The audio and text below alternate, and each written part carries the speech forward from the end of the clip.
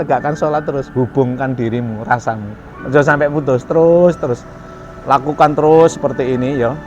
Maka sholat itu benar-benar ingat gitu. Sholat itu benar-benar ingat. Apa yang kamu ingat? Pengertian yang ada di dalam sholat. Maka inti sholat itu adalah ingat. Kalau kamu tidak ingat, sama dengan tidak sholat alias hilang. Alias kamu hanya sholat fisik, batinmu tidak tersambung.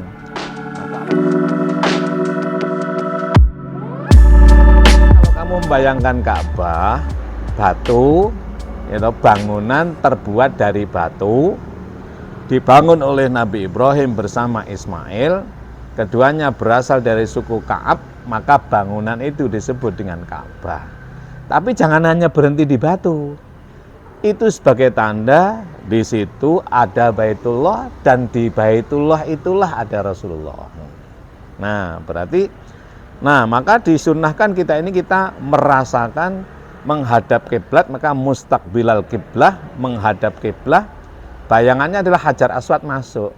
Yang masuk bukan fisikmu, tapi rasamu masuk lewat Hajar Aswad, seolah-olah pintunya berjumpa dengan Rasulullah. Terserah Anda seperti apa merasakan berjumpa Rasulullah. Nanti terus lakukan itu, nanti akan didapatkan satu pengalaman rasa yang masing-masing musolli, masing-masing kita itu berbeda-beda.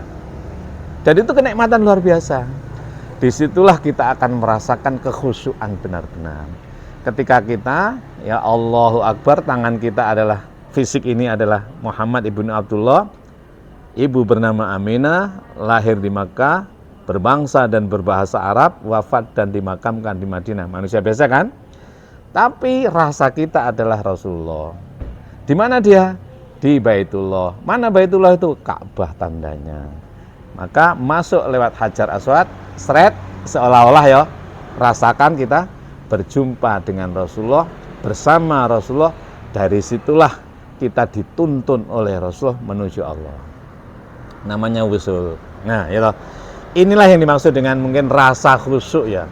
Maka disinilah Allah tegaskan, qad aflahal mu'minuna alladzina hum fi sholatihim khashi'una.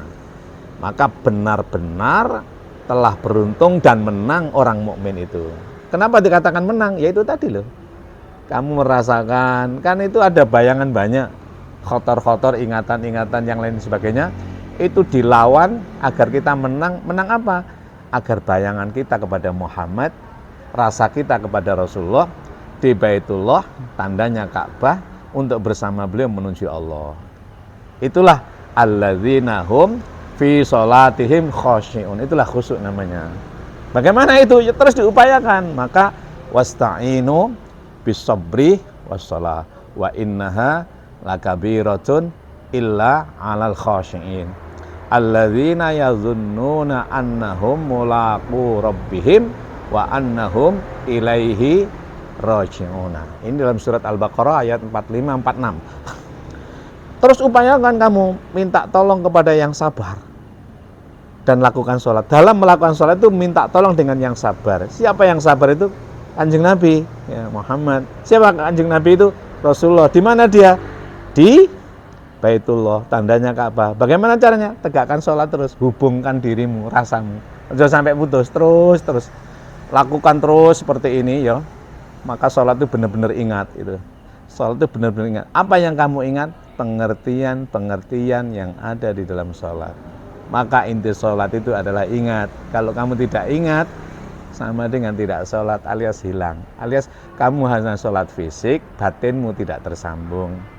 Maka Allah menegaskan dalam surat Thaha surat ke-20 ayat 14, innani anallah la ilaha illa ana fa'budni wa aqimis sholata lidzikri. Kamu bisa ingat akan aku ketika sholat itu bila mana menundukkan dirimu sendiri. Apa yang kau tundukkan itu? Yang kamu tundukkan adalah khotor-khotor selain ingat kepada sholat. Apa khotor itu? Lintasan-lintasan apalah. Misalnya ingatan kita akan alam sekitar, ingatan kita akan adik, barang-barang yang melintas di sini, apa mengganggu sholat kita? Ya tidak apa-apa, asal kamu sadari. Kamu sadari agar tidak mengalahkan sholatmu. Kamu tetap ingat itu lewat, biarin aja, itu lewat. Ya biarin, kunci di sana biarin aja, tapi ingatanmu tetap pada sholat.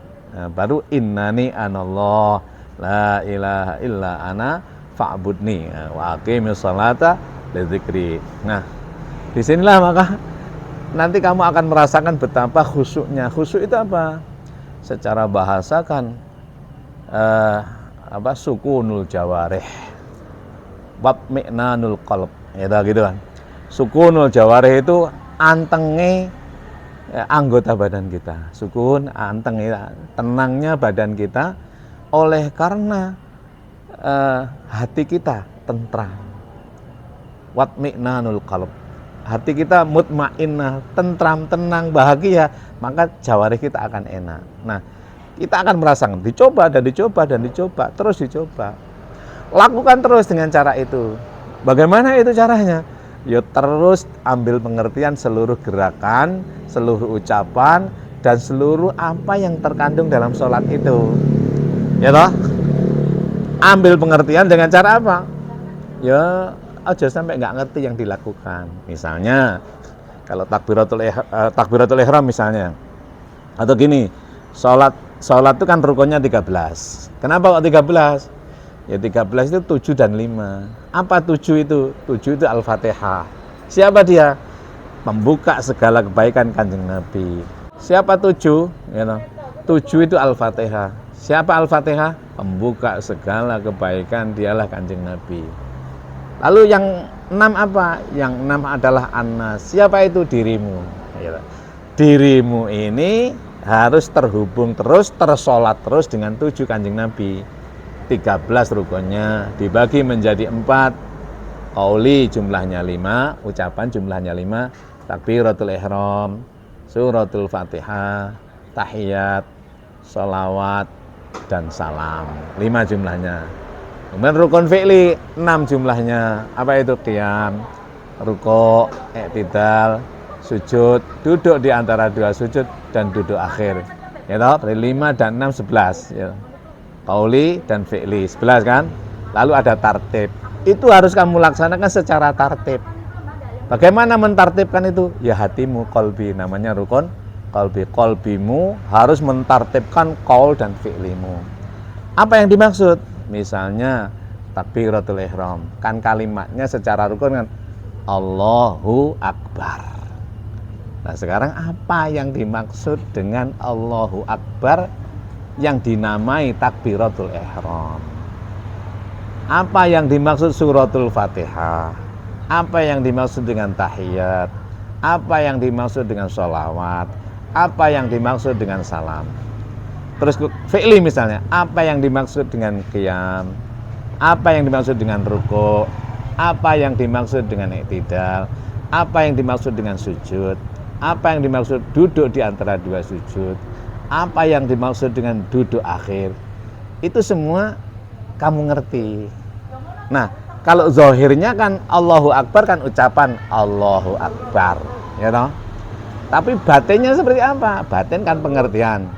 Kan kalau kalimatnya, kalau hurufnya kan alif, lam, ha. Alif, kaf, ba, ro. Dibacanya Allahu Akbar, ya toh? Nah, kenapa kok Allahu Akbar? Apa itu Allahu Akbar? Nah, itu pengertiannya, itu batinnya kan berarti zahirnya tulisan itu, ucapan semacam itu, batinnya seperti apa? Akan saya jelaskan berikutnya. Terima kasih, ikut tetap tonton video berikutnya tentang tips sholat khusyuk ini, karena harus pelan-pelan. Ini sudah saya mulai pengertiannya. Berikutnya akan saya kupas satu persatu rukun per rukunnya, pelaksanaannya, baik qauli ucapan maupun perbuatan. Setelah ini saya akan jelaskan tentang takbiratul ihram. Terima kasih. Wassalamualaikum warahmatullahi wabarakatuh.